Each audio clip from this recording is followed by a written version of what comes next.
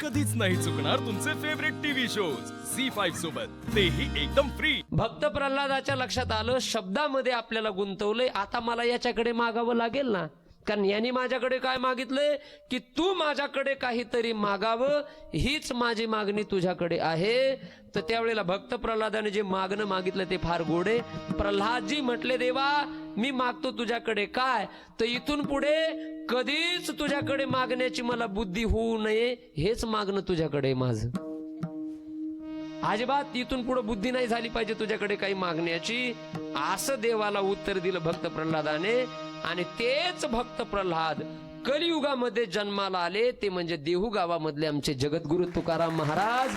त्या अवतारापासून तुकोबाराच्या अवतारापर्यंत कधीच देवाकडे मागितलं नाही, कोणत्याच अवतारामध्ये। या स्वभावाचे आमचे महाराज होते व तुकोबाराय।